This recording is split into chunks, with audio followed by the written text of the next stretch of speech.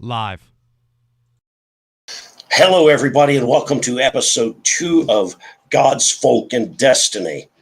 A little bit of an exciting start off in a bad sort of way there. The computer that I was on and had planned on using and had just about where I wanted it just died. It just quit doing what it was supposed to do.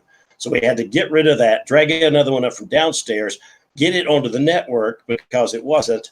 And so anyway, it has not been the best fun I've had today or any time recently for that matter. But we're here, we're operating. My apologies because, everybody's got apologies and everybody's got excuses. I will do my best, and it's just bad on me. I should have had a backup ready to rock. When the chopper leaves, the chopper leaves. So welcome. Thank you for your patience. Thank you for being here with us. Thanks to Big Dave Martell for pulling my ashes out of the fire as usual, and also to our guest who's standing by, and we'll be talking with him in just a minute. So, God's Folk and Destiny. Let's pause it right there for just a moment. God's Folk and Destiny. What do those three words mean? And why are they like that? Why didn't I say folk, destiny, and gods and folk and gods are other variation? Why did I come up with this idea of God's folk and destiny for the name of this program that you're watching? Well, here's the logic behind it. The idea is this: through the might and the wisdom of our gods, our folk, that slice of the human race that is our people, shall attain their destiny. It's a logical sequence. Now, what's that destiny going to look like? Beats me. I'll tell you when we get there. But words that come to mind are things like adventure, drama, courage, outreach, overcoming, becoming, success, well-being, the permanence of our people. All of these are the things that come to mind when I think of our destiny. We'll talk about all of that more in the episodes to come, but just keep that in mind. We live in a wonderful time. We are at a time of maximum challenge right now, and that is the conditions in which a folk searches out and finds their destiny. We will attain that destiny, and it's going to be a very interesting ride. Thank you for being here for it. So, this is the point where I plug my book, as Big Dave Martell has been teaching me on. He's kind of schooling me a little bit on this kind of stuff because I don't know much about this sort of thing. But I do know something about this book, Also True, a Native European Spirituality. This obviously is my book. I highly recommend it, not just because I wrote it, but because it is, if I do say so myself, an excellent introduction to the subject. I don't make it out to be rocket science. It's not ooh-wow, peculiar, and weird. It's just a very straightforward, bit-by-bit introduction to and elaboration on this holy faith that we follow. Now, you can go and buy this on Amazon if you really want to. Or you can buy it from us. And for $25, we'll send this anywhere in the United States, media mail, and I will gladly put in, a signature, a personalized signature, not just a scrawl, not just a which nobody can read. You'll get a comment from me. Probably it would be a little better than the comments I would be giving right now because of our upsets recently. But on it goes. This is an important book, and I encourage you, if you haven't already read it, please do. So, all of that out of the way, things rocking along here. Got a special guest for you tonight, Matt Flavel. And Matt has been overseas. He's been in Sweden and I believe in Norway, visiting Asa Truer over there. He had a number of other AFA leadership with him. And my understanding is, and from looking at all the pictures that have come back on Facebook, when I can find a way to access that platform to which I'm no longer welcome, they had a good time. So I want to talk with Matt a bit today about the trip. I want to talk about the deeper significance of it. I want to talk about how things in Europe are going in general, and just kind of compare and contrast what they do over there with what we do over here. So without further ado, I'll shut up and say, Matt, hey, thank you for being here with us today. Hey, thanks for having me, Steve. It's always an honor to be on here, and I always have a good time talking to you. Well, I do my best. Obviously, there are difficulties, but we try to overcome the difficulties. Last time I had my remember that AFA flag that you gave me out at the Hoff last time? I had it fly back here. It kind of got taken down and rearranged as we were kind of pulling all of this stuff together in the last few minutes. But I fly it regularly. I'm still absolutely supportive of the work of the organization and the things that you're doing. So, Traveler's Tales. Tell us, just give us the kind of the quick outline, the summary of where you've been and what you've done, and we'll ask questions from there.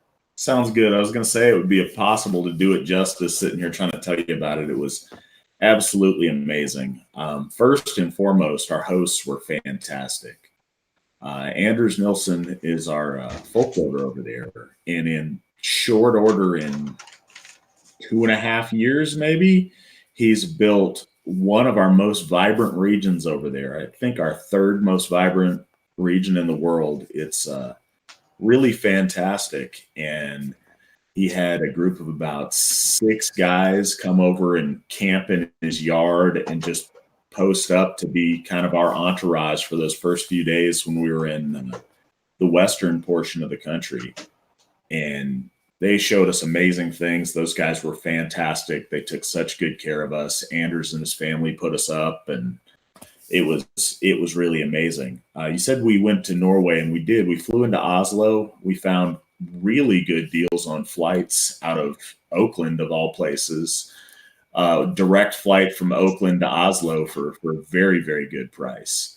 So anybody hearing this, Norwegian Air out of Oakland, be careful with your luggage. They'll try to gouge you. The price itself is really nice to get to a number of different destinations in Europe, it sounds like.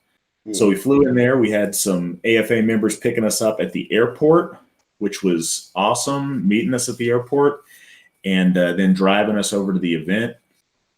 Mandy and myself went with a member over there named Hans that was absolutely a delight to get to meet and spend time with. He stopped at points of interest throughout, that little corner of Norway between there and down in western Tanum in western Sweden, where Anders ends up living. So that was fantastic. We got a real treat to see some off the beaten path things in Norway on the way down the first day.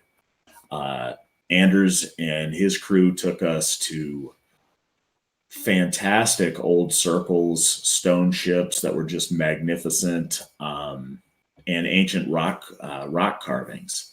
And the ancient rock carvings were fantastic. If you look at any of the pictures, they're, people have gone back in and painted them red so you could see the outlines of what was carved. And it's a little bit odd, but I'm glad they did it. When you look at the carvings that don't have the red on it, you can barely make it out unless you get right in the right light. So it was really amazing to see some of these things, and they're very ancient. Pretty much all of the things we were shown almost exclusively were pre-Viking Age. Our faith and our ancestry, a lot of people get it too caught up with a very short period of 300 years in time, and it spans back to the beginning of our folk. It goes back, thousands of years. So it was really a treat to get to see that stuff. And it was a treat to get to go to their breakfast buffets. I tell you what, the Swedes know how to do breakfast right. West Coast salad, if you haven't had it, look it up. It's like shrimp and mayonnaise and delicious, and you put it on bread or crackers or whatever else. And Mark and myself couldn't get enough. But yeah, we did that for the first few days, and then we headed fairly close by there for our AFA event, Ultima Thule, that Anders and his guys put on and planned. It was a kind of a Viking Age recreation village there with a really nice hall we got to do our gathering in. It was actually a hall that Anders was part of building years ago, so that was kind of special. And It was fantastic. As an international AFA event, we had folks from 6 different countries represented and speaking 5 different languages, and that was really something. The small inconvenience of having a couple of translators translate things was nothing compared to the how good it felt to have that many people speaking European languages in the AFA event. It was really special. Met some great people. We had gentlemen come up from Italy. We had folks from the United Kingdom there. We had a group of Germans coming up from the Art Gemeinschaft group in Germany, and they were amazing. It was great to meet those guys, get to know them, the leader of their organization, and spend some time with them. Fantastic group of folks. And it was a really great event. Did that, and then spent the last couple of days, drove over to Uppsala, got to see the sights there, and got to go walk through Stockholm a little bit and see downtown historic areas of Stockholm, and it was fantastic. They really packed in a lot, and they showed us, it's a trip of a lifetime. One thing I'll note, you and I were in Denmark a few years ago, and it seems like the stone circles and the stone ships, like the stones were much more massive in Sweden, was kind of a difference. And Sweden seems to be a lot more forested. So it was really interesting to see kind of the difference in the layout of some of those Scandinavian countries over there.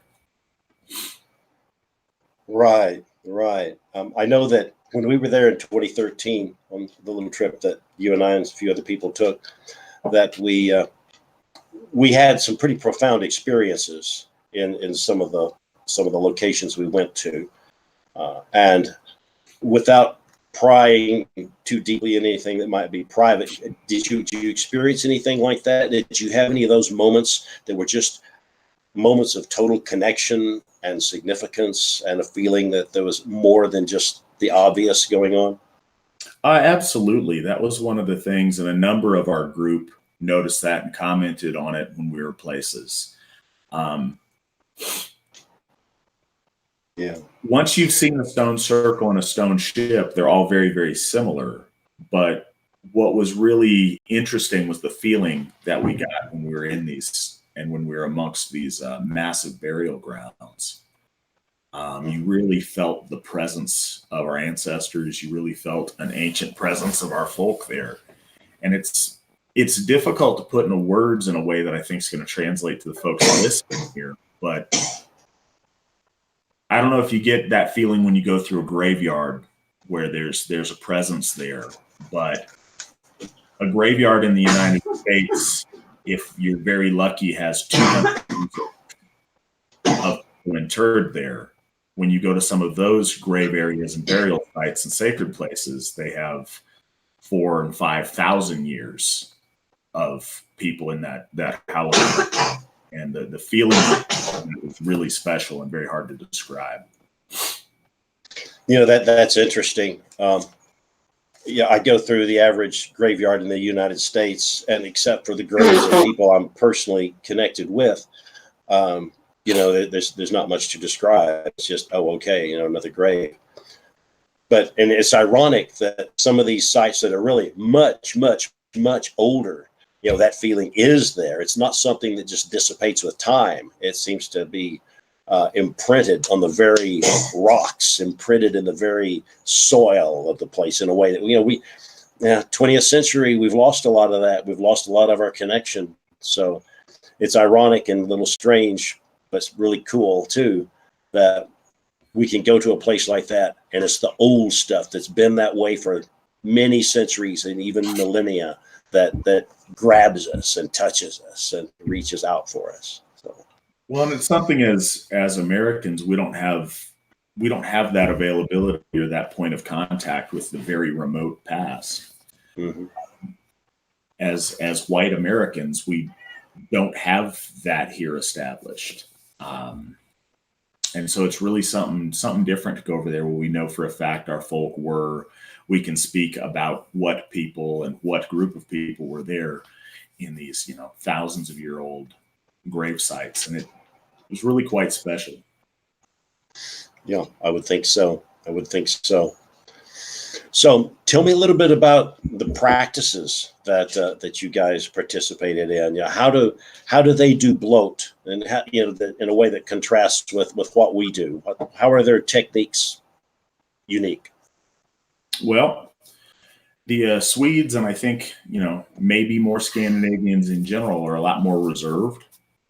I think emotionally, the bloat that Anders performed was really it was really interesting. It was very powerful, but it was also very quiet and very contemplative. Yeah, there was a lot internally going on. There was, almost a mantra of chanting that we did. That was nice, but it was much more emotionally calm than some of the things that we tend to do. And that was really interesting, and it was very nice. I felt it was a really powerful bloat, and I believe the All Father received it well, and I think we we're blessed because of it. Um, One thing that they do, there's a lot of singing involved, which is really nice, and I wish we had, and I wish we did more, and I'd like to see more in the coming years. There was singing.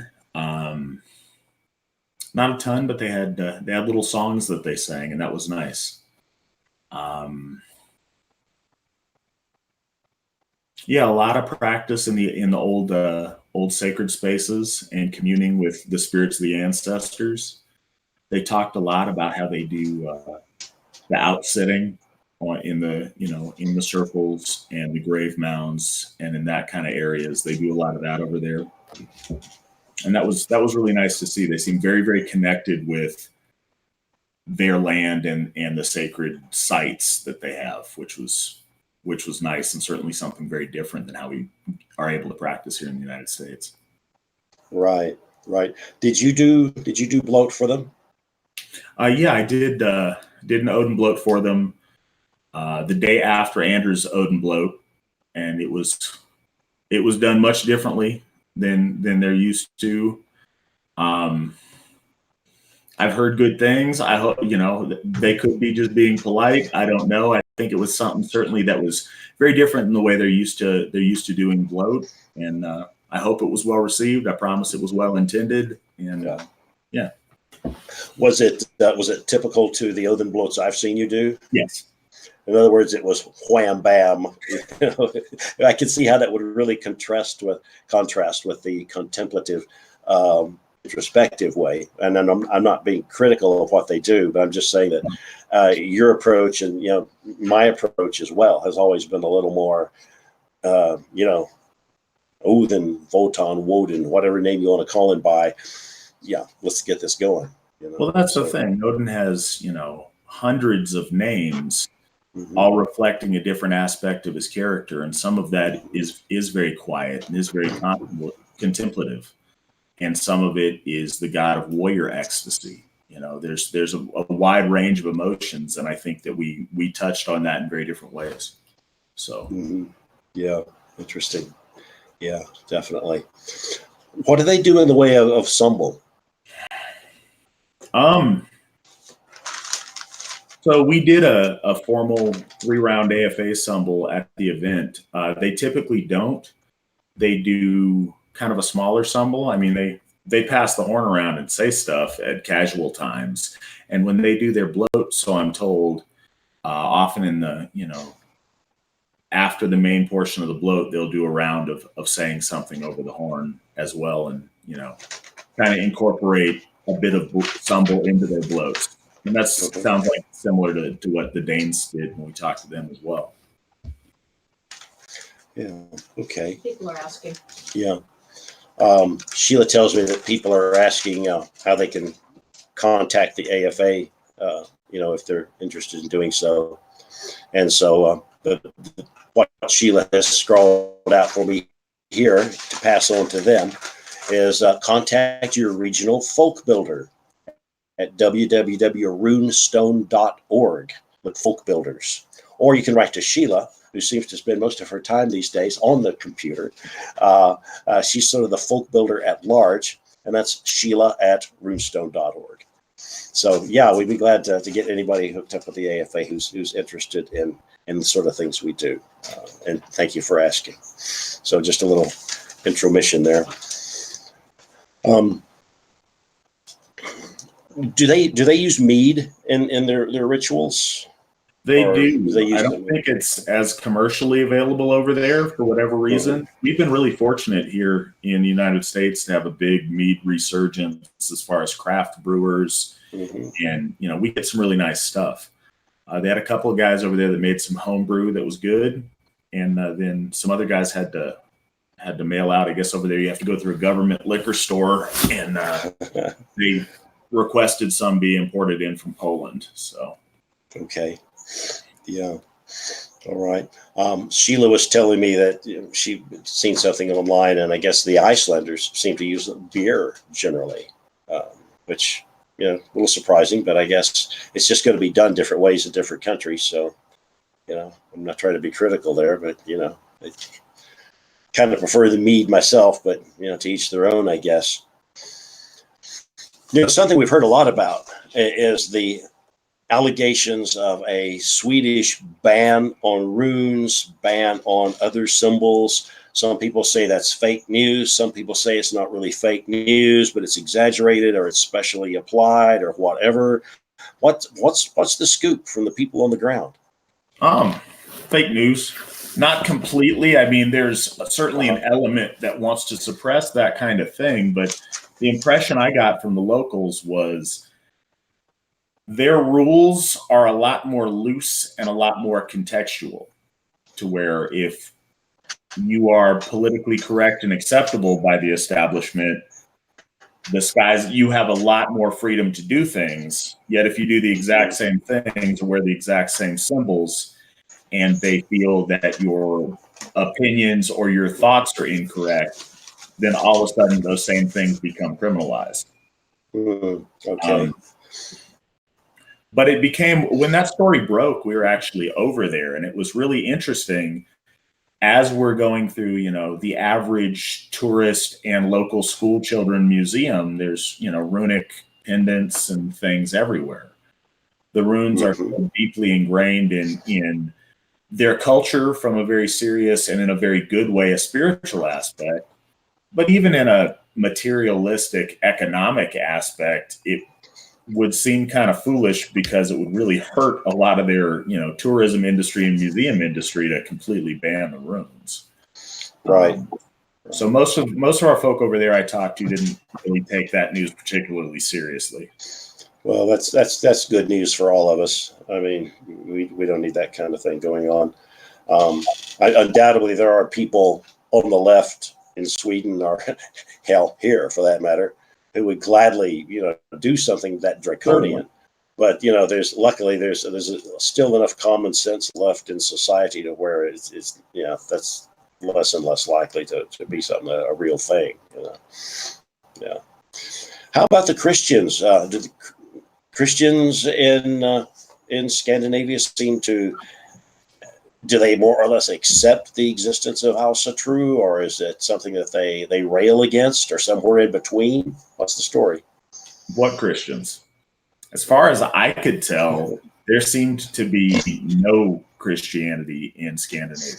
There was, old churches that were quite beautiful, but there wasn't, from what I can tell talking to the Swedes over there, Christianity isn't really a thing. There's kind of there's a cultural thing to where people will get married or do something at a church, but as far as regular attendance or particularly sincere belief, that seems to be very foreign. And I asked them kind of how long ago that was, and they said, over 50 years ago. It's been a very long time there. Here in the United States, I'd say that started to die out a lot in the 70s, and it's kind of increased exponentially to this point. Back in Sweden, it sounds like it started much earlier than that. So I don't think there's a lot of Christian opposition, because I didn't get the impression Christianity was very vibrant in Sweden.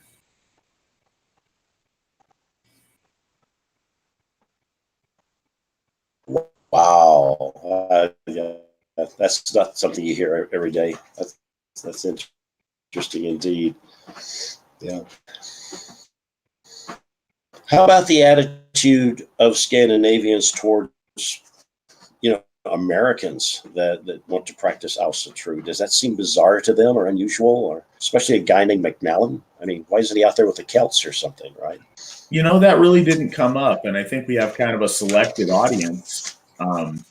Most of the people that I interacted with there were already loyal, committed AFA members, and I think that if they had a problem with you or myself, they probably wouldn't have been there. So I don't think it was a fair sampling, but I didn't pick any of that up. And I was told, anecdotally about stories about questions folks had early on. Why do we need this American group? Like, we're surrounded by these holy places. We're Swedes. Why on earth would we need these Americans to come tell us how to be Ausatru?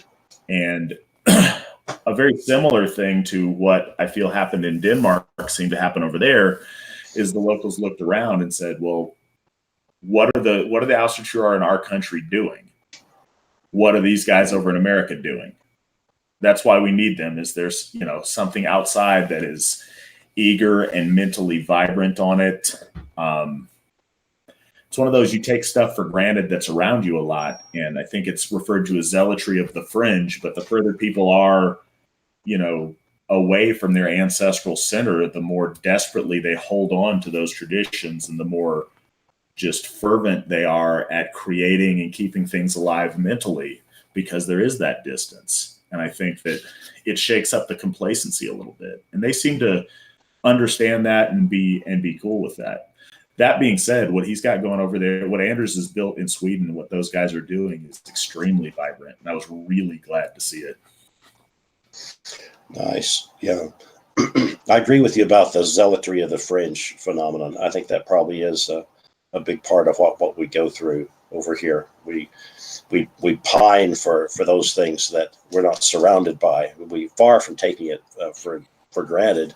It's a rarity to us, and so we try to do the best we can with what we have. And in a way, that's good. We're not surrounded by the material presence in terms of runestones on every corner or anything. So in a way, I think that drives our seeking maybe to a different level. We have to try harder in order to make that kind of a connection. Perhaps, just I don't know. Yeah, I agree fully. They've got sacred places all around them, and we had to do sacred places internally, and that's a different. I think it's a more difficult struggle. It's one of those things.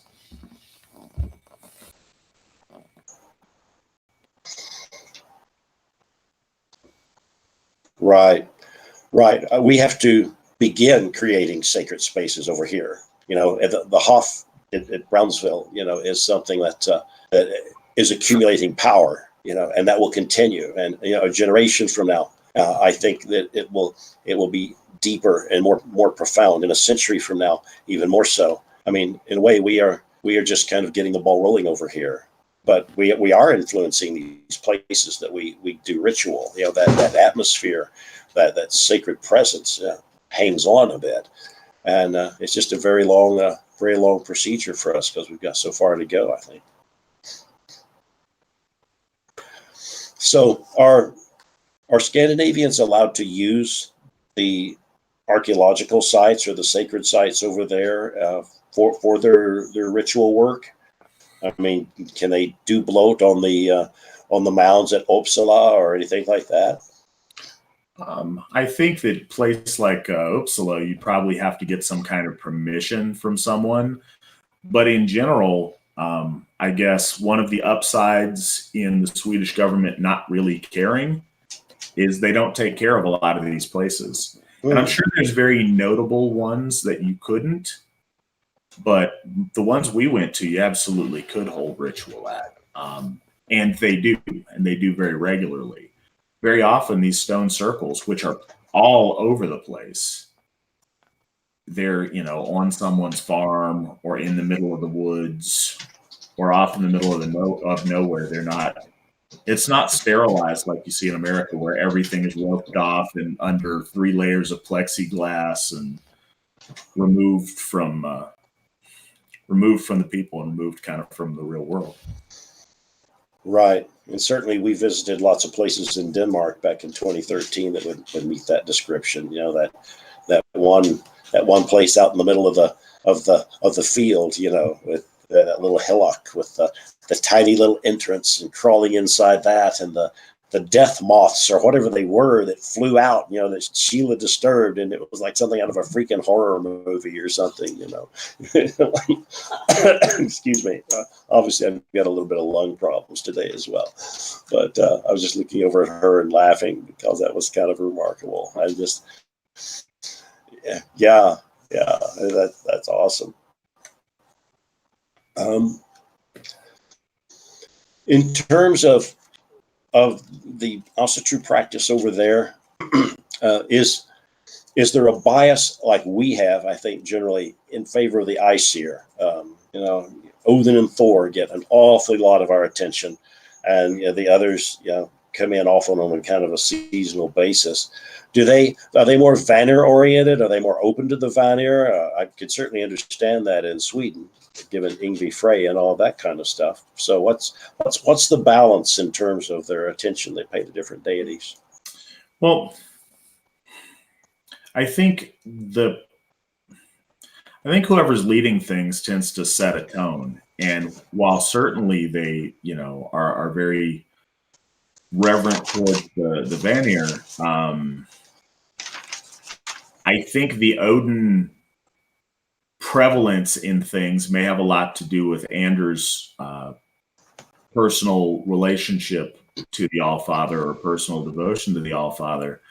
And I think that comes through because he's setting the tone for a lot of things. So certainly what we saw, there was a lot of Odin representation.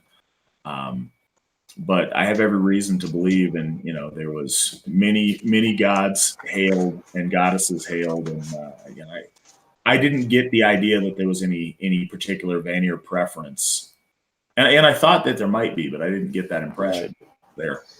Right. Interesting. Okay.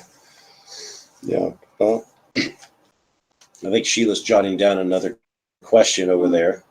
Mine. Oh, okay. It's nothing for her, I guess. Okay, disregard that.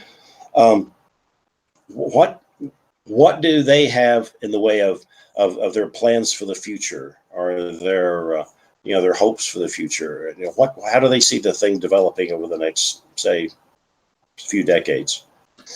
They're extremely energized. Certainly our guys over there are very energized. They've seen what they've been able to build since they've been involved with the AFA for the last few years, since they've gotten together and been involved with each other. And they're really excited about the future. It seems like they've got kind of a spot now to where they know they're going to meet and get together. They've been building lots of connections with their countrymen who are also interested in Austria and who are involved. Anders, being in charge of our folk building effort in Europe, has really helped make connections with groups outside of Sweden. You know, we've already got 3 Swedish kindreds. We've got a Norwegian kindred on the way. They're really building over there at a good pace, and they see that and are very energized by it. One of the things they're talking about very heavily is they want an AFA Hof there. They want an AFA Hof there. They want to make that happen. That's probably not in the running for Hof 2. We've got some other irons in the fire on that, but that may very well be an option for Hof 3. No, sweet.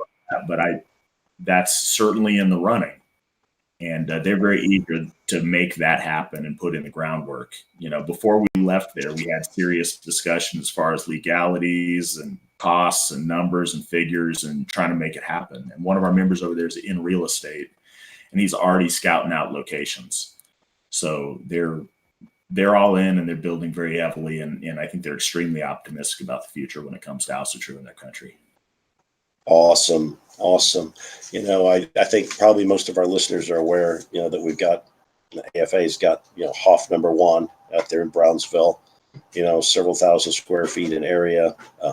Some leftists refer to it as a barn online, but of course it's a Grange hall. It's been used for as a community hall basically for literally generations, and it's been a very good place for us, I think, in many ways. Did that lefty And happen to show you a picture of his Hoff? you know, darn, Yeah. I forgot. Yeah. Maybe next time. Yeah. Well, yeah. It looked a little bit like his mom's basement. What can I say? Yeah. And so we're looking at a second one over in the other part of the country. I don't know how much you want to give away about any of that, but why are we looking for a second AFA Hoff in the U.S. here? In general, why we're looking to make more Hoffs is our faith is real, it is vibrant, our gods are with us, and we need to erect temples to honor them. Wherever our folk are present, wherever we gather, wherever we raise our voices in praise to our gods, we need to raise buildings and things to honor them and to gather in. And we're very committed to doing that.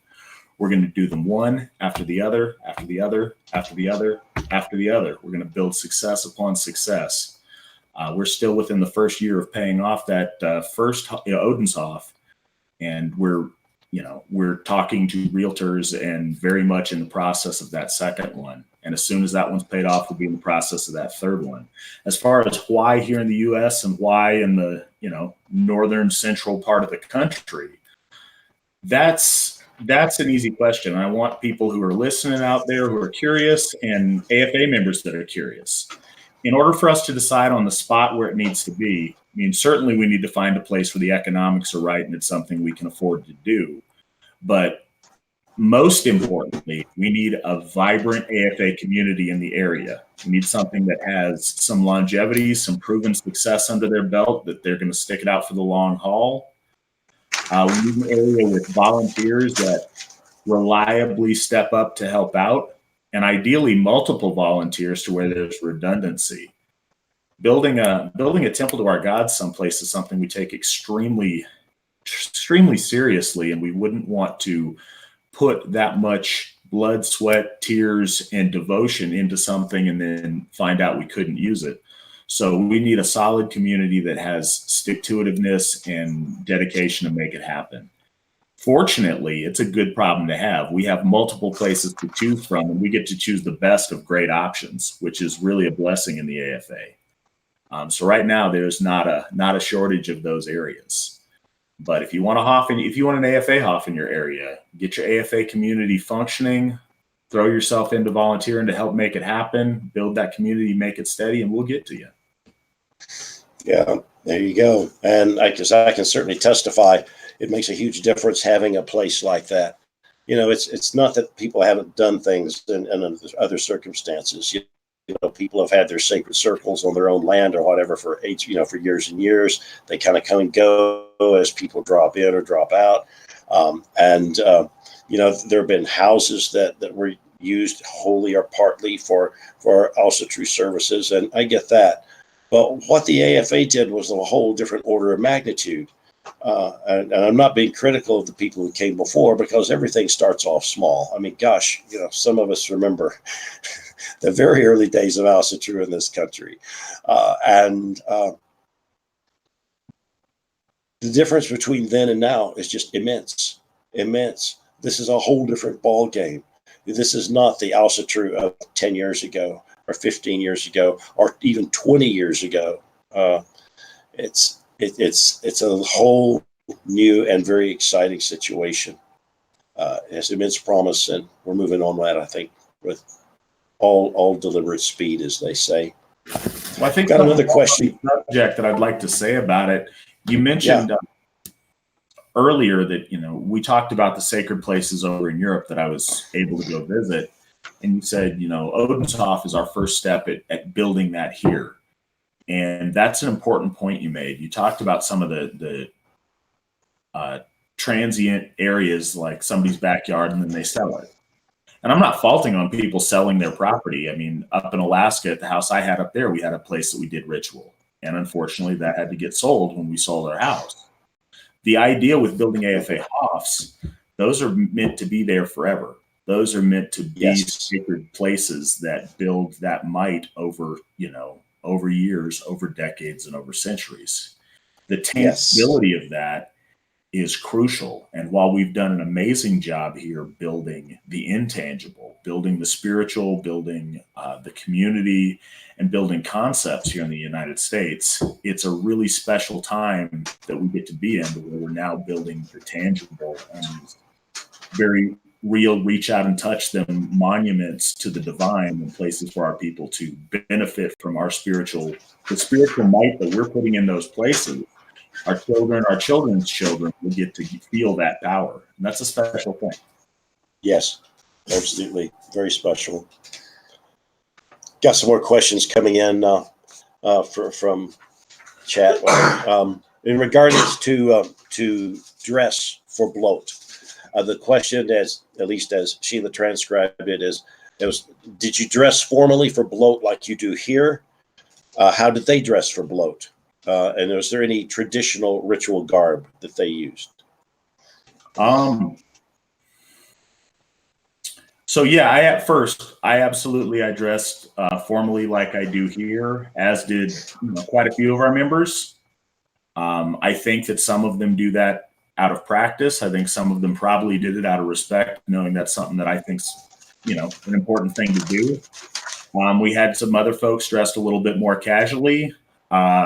We had two gentlemen that were dressed, I guess, a little bit more in what you call traditional garb, but not in a silly way. It didn't look reenactory. It was more a custom made tunic for that purpose, and not Renaissance fair clothes. But yeah, that was what I observed. Not sure what they do in different circumstances. I think that you dress for the occasion, but for what we were there as part of, and anybody who'd like can go on and check our pictures. I encourage you, because it was a lot of fun, and I want you guys to share them. But take a look at the pictures. Anything where we're in that Viking-looking hall is during our ritual time, and that you'll get an idea of what folks were wearing. Excellent, excellent. I haven't seen all of those, but I'm looking forward to getting a little more time to go over some of them. I think that's an important thing to discuss, and I'm glad to see that's taken place. In terms of, say, their opinions of our practices, do they have any preconceptions about what we do or what we don't do? Are the things that we do that mystify them or puzzle them, or in worst case scenario offend them? What do they think about those crazy Americans and the way they do things? This is less exciting, but I think is a really special thing. I didn't get any of that. There wasn't culture clash. We had AFA members who are AFA family in Sweden. And one of the good things, it's very easy to black pill about social media, but the AFA has tried really hard to use it right.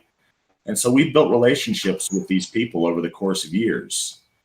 And we felt immediately at home with them. And, within 4 days, we felt like family. There wasn't a lot of, oh, you crazy Americans, what are you guys doing? This is odd. We knew these people. These were our brothers and sisters. And there was none of that culture clash awkwardness. We didn't pick up on any of that. The AFA we have here in the United States are always really emotional, and we feel amazing with the people that we meet. This is the first AFA event that when we were leaving and we had to break up the event and everybody go their separate ways, I can think of 7 people off the top of my head that were weeping about it, because we felt so close to each other in such a short amount of time. So that was really a special thing. From the second we got off the airplane, we felt like we were family and had known these people forever. And I hope they felt the same way about us. I'm sure they did. And, I think that's something that is very special indeed. Our deeper culture just totally supersedes, the little national differences between, Sweden and the United States. We are bound by deep culture. We're bound by blood. We're bound by practices in various interpretations that go back for millennia. So, I think that's what you're telling me is proof of that. And it's a wonderful thing. Sheila, you have something else for me? Sheila's over there doing all the work. I'm just hanging out here chatting. When we were in Denmark in 2013, we saw a lot of use of the ancient sun wheel. Uh, you know, the one fellow that came out to meet us and do ritual with us, had his staff with the sun wheel on top, and and he used that ritually for blessing things and pouring things through it and so forth. And it was obviously a big deal with the Danes. Is that particular variation of the sun wheel something that gets? I mean, obviously it was there and known, but does it get that kind of recognition ritually or in any other way in Sweden? Ritually, I'm not sure. It was certainly there, and you certainly saw it on a lot of the rock carvings because it's a very ancient symbol.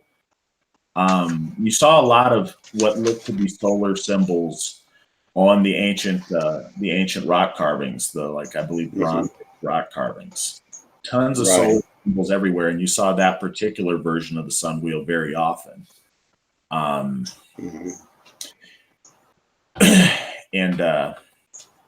I can't think of like a real specific use of it that I saw done ritually there. Certainly not like the gentleman with the end of his staff pouring the mead through it. But I think they all have a little bit different way of doing things. Anders' Odin ritual was really nice because he created a really, really beautiful bowl to pour offerings into, and then he has a statue of Odin he puts in the middle of it and pours spoonfuls of meat over top of it. So I think that the way they pour and distribute the libation, I think, is very important over there. Certainly, it was in Anders' ritual, as well as it seemed to be with the Danes when we were there. Okay, all right, and this is a good one. Are they creating modern rune stones?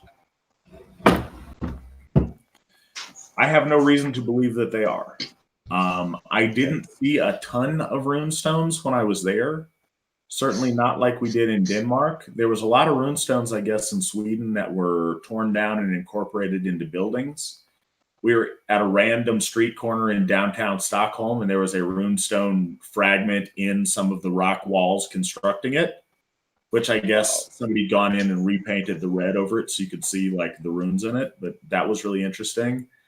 A lot of the rune stones we found were from the Christian period. Certainly the ones they have on display in downtown Uppsala were just right after the conversion. So you saw a lot of crucifixes and things, but you still had a dragon motif around it with the runes in it. Right. And of course, you had some of the very earliest runic revival in Sweden, as I recall. A lot of the scholarship was lacking, but there was still a real connection. And, back in the 1600s, that a lot of the things that had been suppressed were being reinvestigated and opened up and worked with. So, they've obviously got. Runes. When we were in Denmark, they didn't really incorporate the runes ritually. Certainly, and I say this, we met a handful of Danes and I met a handful of Swedes. This may not speak for the entire country, but the Danes that we met used the runes for writing and certainly understood the younger Futhark as far as writing, but they didn't really incorporate them into esoteric practice. The Swedes certainly did. Our Swedish members over there were very much used the elder Futhark in spiritual practice, and it wasn't really something they were using a lot for writing. I'm sure they understand old Viking writing with runes, but they used it much more esoterically. Okay. Yeah, that was going to be my next question, actually. Yeah. So they used mostly younger Futhark rather than elder? Did I get that wrong? As far as I saw, they seemed to use elder Futhark. Okay. Yeah. Interesting. Okay. All right. I think Sheila's got it. Taking another question over there. Pretty much run through my list. Maybe here we go. Have they considered also true burial locations like the Danes and like us? Considered, yes. Accomplished, not that I'm aware of. We did talk about that a little bit. I spent a lot of time in and around burial, like mass grave, multiple burial mound areas, and we spent a lot of time just in modern graveyards over there. As we saw, that Scandinavians really make a nice cemetery. But no, and they mentioned the area that the Danes have that we got to go see. They mentioned that as a thing or something to consider or to talk about. But as far as I know, they haven't figured out any of that for themselves yet. Mm-hmm. We did discuss it at length. Yeah. I think certainly that's something that we've all considered to one extent or another. And the question of how to do that in a modern setting, with laws, restrictions, whatever. Some ways it sounds rather like it's a considerable obstacle, and then other things that I've run across indicate, well, no, it's not that big an obstacle, and it could be overcome. So I think all that's going to happen eventually. It's just a matter of time. If they can do it over there, we can certainly do it here. It will absolutely happen. We'll make it happen, and we'll make sure it does. It's difficult on what state. In the communist area of California, it's very difficult. In other states, it seems to be very easy. We just don't happen to have the land there. So it's something that we will absolutely make happen at some point. Yeah. Okay. Super. Okay. Thanks, Dave. Got a little bit more here. Thanks for the update.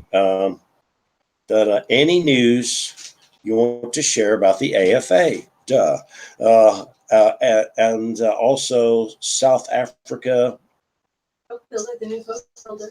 Oh, okay. South Africa, we got a new folk builder, I guess, for there. Kindreds.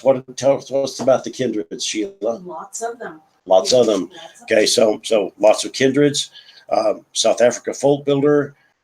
Generic news. I think that what this is giving you an opportunity to tell people, aside from this trip, as incredible as that was, what are some real quick talking points about things that it's happening here for us, like midsummer, for example? Well, all right, we'll keep it international, and then we'll zero it back into here in the States. South Africa is doing fantastic.